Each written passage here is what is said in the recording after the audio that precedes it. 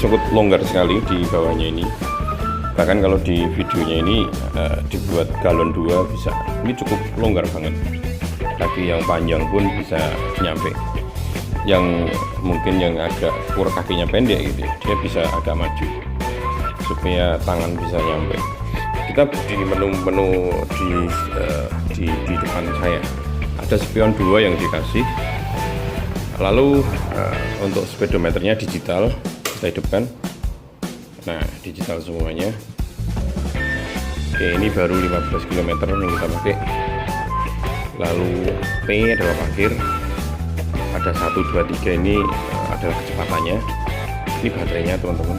Ini kamera saya yang berkedip karena saya pakai auto fokus, pakai auto exposure ya.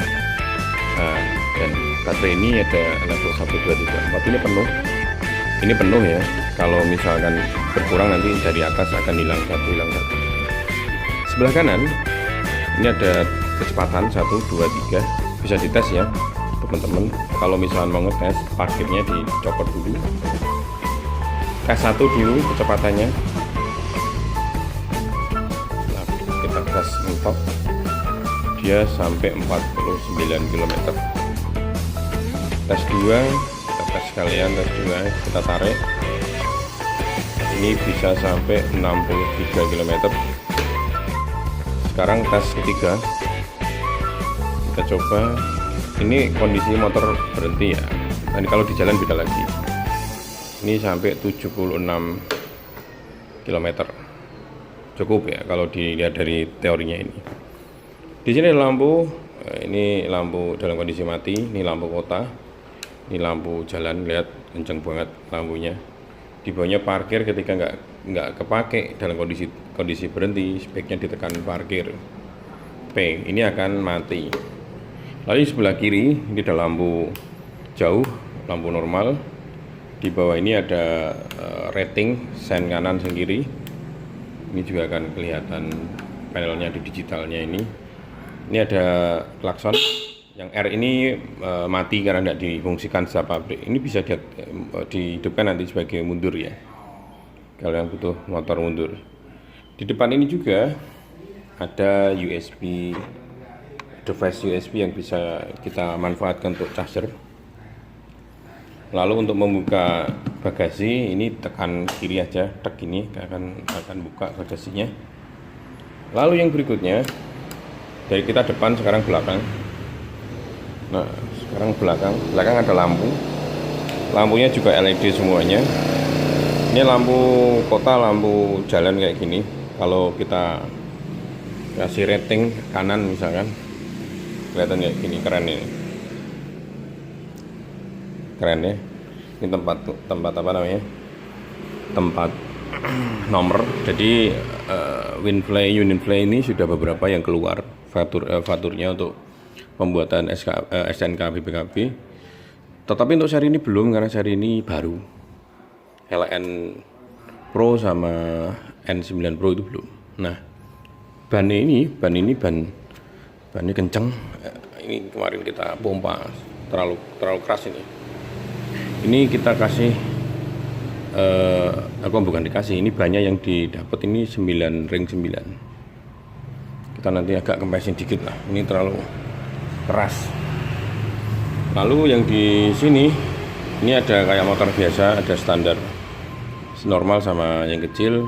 Yang kerennya di sini tempat kaki pembonceng kita tarik kayak gini. Jadi kalau nggak kepake dimasukkan seakan-akan, ini keren banget.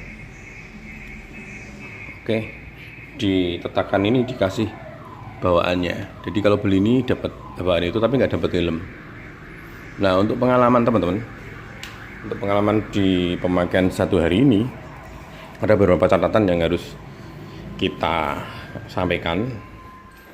Saya bukan salesnya, jadi murni pengalaman kita. Yang pertama, motor ini kalau nggak terbiasa agak-agak kaku ya. Ketika pertama kali ngegas ini dia pasti akan lari gitu ya, terlalu responsif.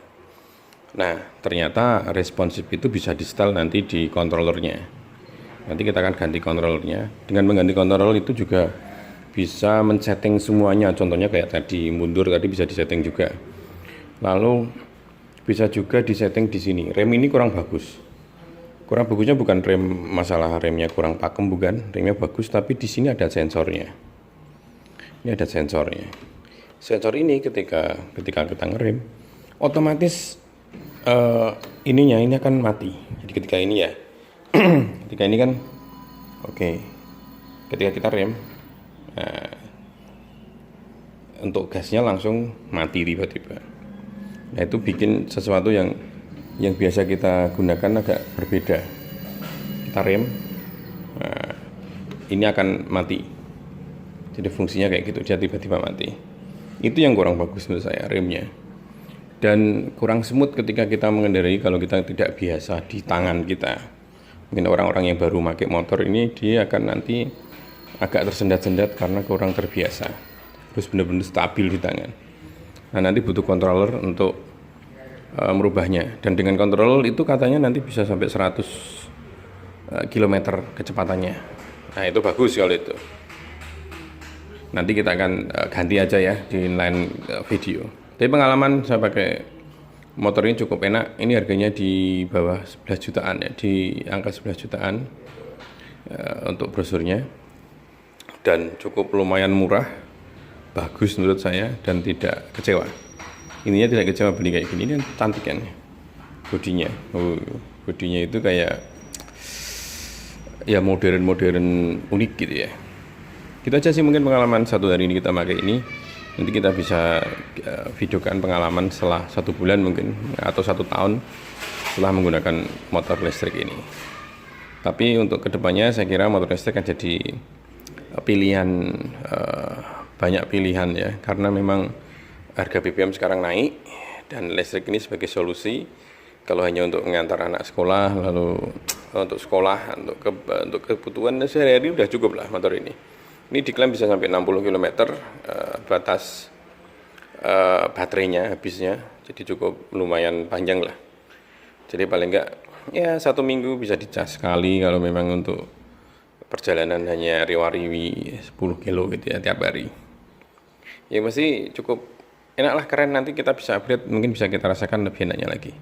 Untuk boncengan bertiga, saya dengan anak saya 2, depan belakang stabil dan tetap bisa masih jalan di tanjakan jembatan yang nanjak-nanjak itu udah masih bisa jalan. Gitu aja teman-teman. Silahkan kolom komentar kalau mungkin ada yang kurang. Terus ada teman-teman yang mau nanyakan. Saya Dipras, Assalamualaikum.